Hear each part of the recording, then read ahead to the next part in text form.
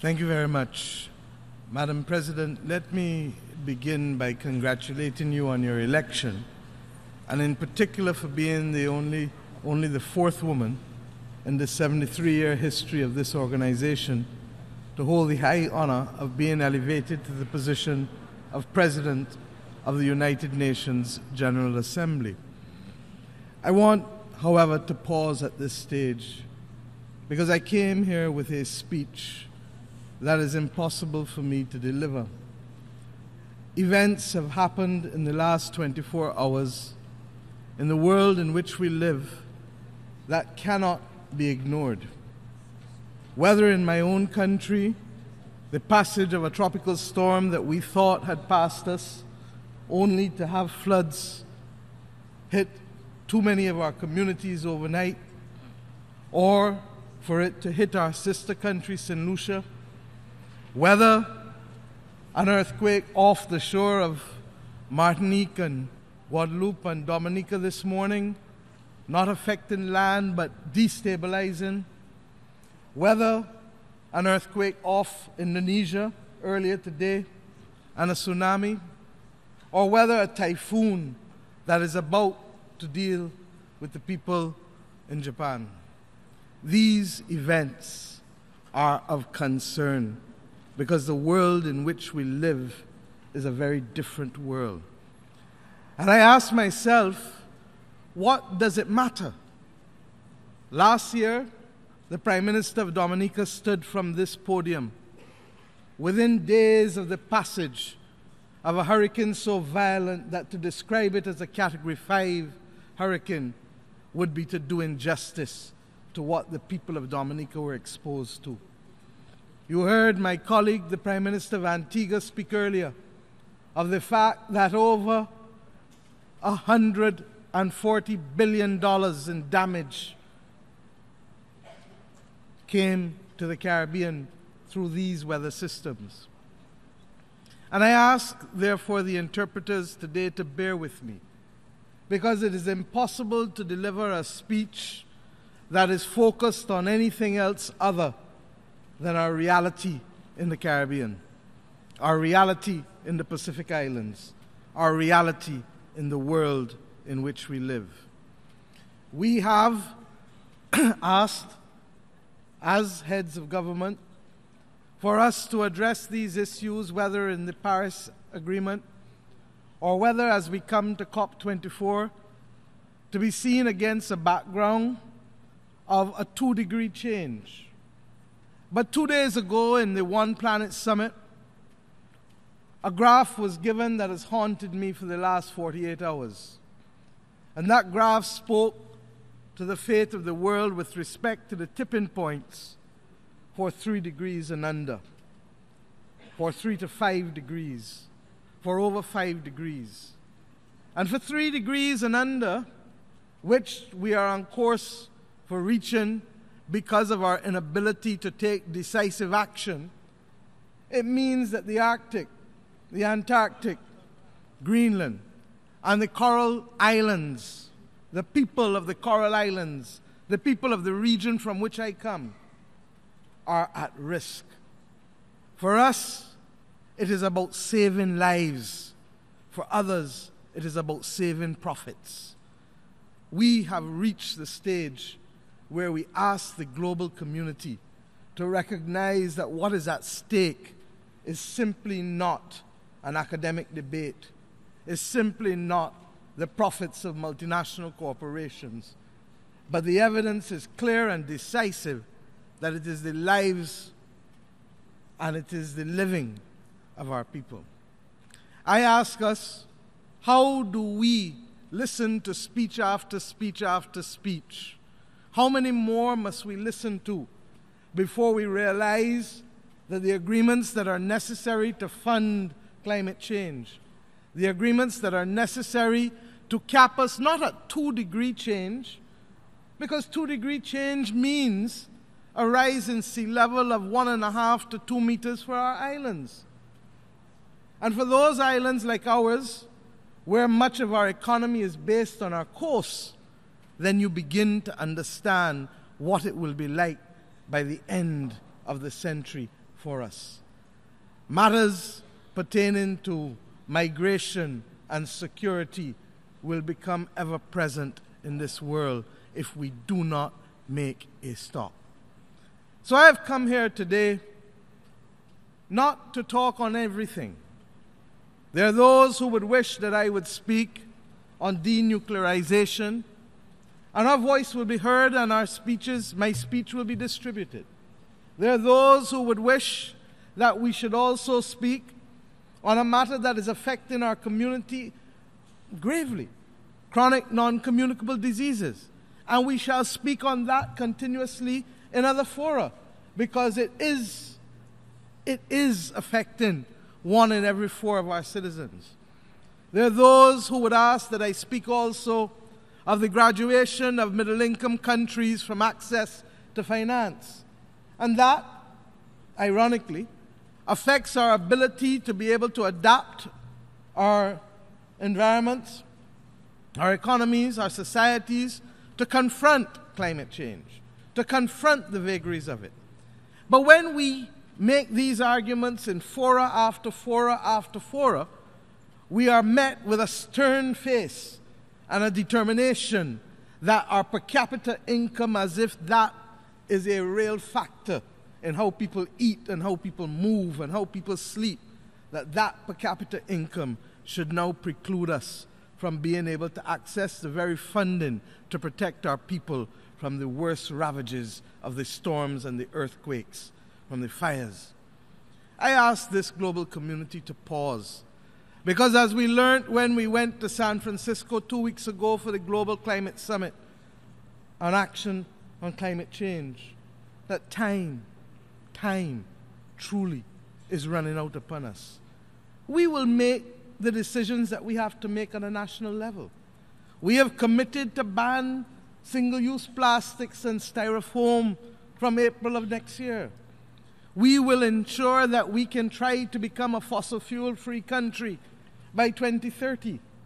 But what does this mean against the background of a world that is not prepared to put the funding in place to be able to stop those worst aspects of climate change? What does this mean to people who are relying on a green climate fund because their per capita income or their capacity to be able to provide for their people is simply not there? Is this a sterile environment? Or is this an environment that recognizes that mighty or small, that we must protect each other in this world? We, as a small state, are accustomed to being treated sometimes as if we don't exist. That's what happened when de-risking from correspondent banking became the order of the day for the last few years. As if you can cut off a region from being able to have access to trade and to be able to pay for goods and services because its banks can no longer have relationships with banks outside of its borders. The only way people were treated like that was in the previous century when we separated persons as lepers. But countries that come here as sovereign countries begin to ask themselves, do we now live in a world where the mighty maneuver to make the majority minions? Or is this still a world that to us was promised in the Universal Declaration of Human Rights, the respect for the dignity of all? We as small states need a corridor of stability. We simply do not have the buffer to be able to withstand the shocks of international economic crises and financial crises, the ability to withstand climate shocks, the capacity to come to grips with the pervasive nature of chronic NCDs. These are the things that destabilize us. But when to that is added the removal of the insurance policy of the United Nations, an organization that may not be well known or popular by name among our citizens, but an organization without which we could not meet the gains that we have made with respect to childhood mortality being reduced, with respect to billions of people being lifted out of abject poverty, with respect to us being able as a world to create zones of peace as we hope our Caribbean region will always be, not like in previous centuries when it became the theater of battle. This United Nations matters. It protects the small, it constrains the large, and it gives us the ability to be able to plan out in that corridor of stability. When multilateralism is taken away from us, what are we left with, and who is left to protect us? Who will hear us? And on whose platform shall we make the cry to be able to call upon not just the governments of the world, but the people of the world? For what is clearly required now is a behavioral change to be able to constrain the madness that is taking place for global governance with respect to the unilateral actions of many. We ask ourselves, how do our citizens feel that we must come here year after year and we call and make the call year after year, as we do? In Barbados, we come here and we speak about the embargo against the people of Cuba year after year, almost as if it is pro forma, but it is not pro forma for the people in Havana or Santiago. We speak about territorial disputes, but we see no major gains with respect to them. That may be all right for those other things, but it cannot be all right for the issue of climate change. This is a matter of life and death for us. We stand here conscious that today's world in many respects looks like the world of 100 years ago in which my grandparents inhabited. The concentration of wealth, the inequity,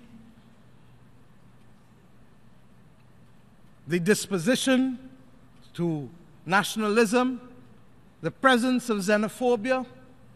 And what did that lead to 100 years ago? 2 world wars and an atomic bomb.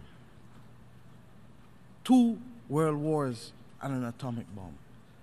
There are some who may say that it was the presence of those wars that gave us the creation of this organization, because it allowed nations to agree in circumstances where they would not otherwise agree. I pray, truly, that this world does not need to see greater calamity or greater loss of life to understand that what is required of each and every one of us as we stand in trust on behalf of the people whom we represent is decisive action. We are not expected to achieve it all. As the Talmud says, we're not even expected to complete the task, but we are not at liberty to resile from it. We in the Caribbean need the world to look again, and in the Pacific, to look again at a commitment of 1.5 degree change, because 2 degrees is calamitous. We need dedicated financing for development in the Addis Ababa Action Plan that speaks to small island developing states. We need the world to recognize that that graph that showed the tipping points cannot reinforce in us our greatest fear, that the world believes that we are dispensable. For that was how we felt centuries ago. I ask that in the same way, I understand that our principles must remain constant. For 50 years ago, 52 years ago, the first Prime Minister of Barbados stood at this podium and indicated a principle which binds us still today, that we shall, in the conduct of our international relations, be forever friends of all and satellites of none. That is still our principle is absolute. But the world in which we live is no longer the world that existed when he delivered those comments. The baton has been passed from leader to leader. But it is time now for us in this room and in my country to recognize that that baton must be held firmly, because the storms and the tsunamis, the hurricanes and the earthquakes, the fires threaten to take the baton from us. I pray that this organization recognizes that 2020 is but 15 months away, and that there will be a point of no return. This is not a science fiction movie. This is not a cartoon. And if I ever thought that it was a fantasy, what transpired in the last 24 hours across the different poles of the world has reminded me that it is not. I leave here to cut short my trip to go home to my country. Some may say that in spite of the flooding, we were lucky that Tropical Storm Kirk did not do greater damage. 2 weeks ago in San Francisco, it was Isaac. I say simply that we cannot plan our affairs or that of our people on the basis of luck. It must be on the basis of policy and decisive action, but above all else, on the basis of caring and empathy. I ask the world to pause, and let us get this one right, because it's not about governments anymore. It's about people. I thank you.